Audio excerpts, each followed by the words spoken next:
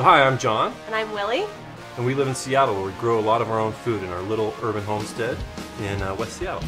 Yep, we have chickens and a vegetable garden, and we also have bees in our backyard. So today in Grow Cookie, we're going to learn about growing Swiss chard, which is a great crop to have to any garden.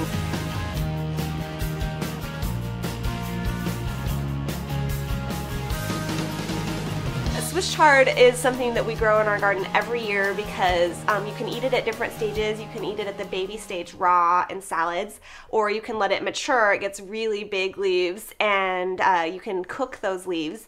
And we also grow it because Swiss chard costs about $3.50 for a little bundle at the store. And you know, you can buy 2 packets of seeds for $3.50 and grow, you know, a year's worth of Swiss chard for that much. So it's a super good value crop. I think I'm gonna head out there and start harvesting so that we can get going with the quesadillas. So Swiss chard is a great plant to have in pretty much any vegetable garden because it has these beautiful colored stems. I have some magenta, and then I have some yellow, and I think that this is a bright lights mix. So it had, you know, pink and white and yellow and sort of orange variety all together. Swiss chard is really easy to grow from seed, and interestingly, its seed is actually a fruit. So there's these knobby little seeds, and when you sow them, often more than one plant germinates. So harvesting chard, you can harvest it at any time after it germinates. When it's young, as I mentioned, it's nice and tender.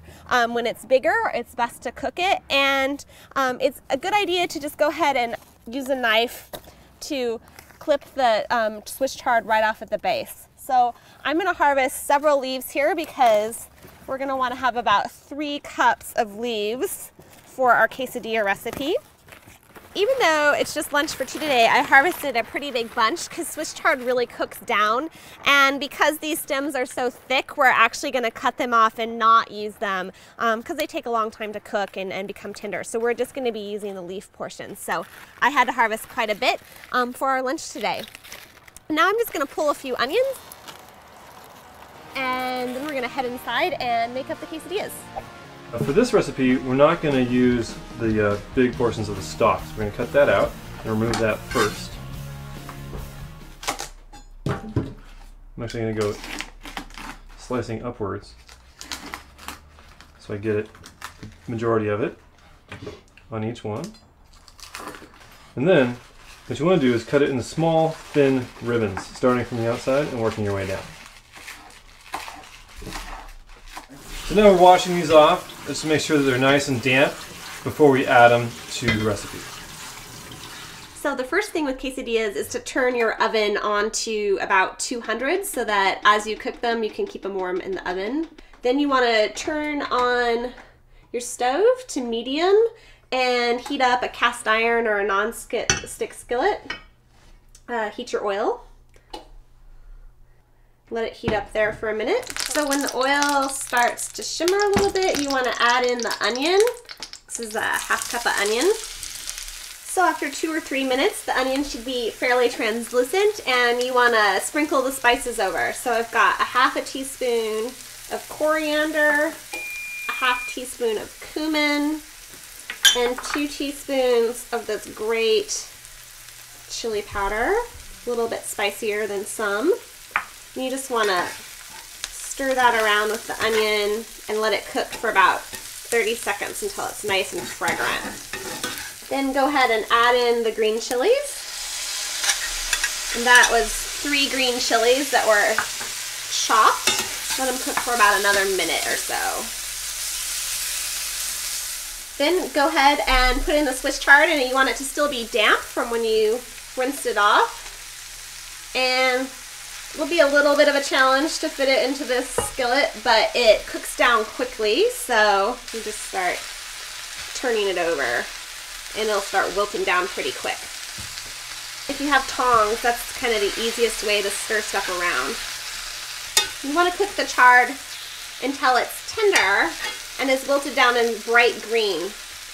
But you want it to still, you know, have a little bit of texture to it, a little bit of bite. So you don't want to cook it until it's mush. Okay, so once the chard's wilted, I'm going to go ahead and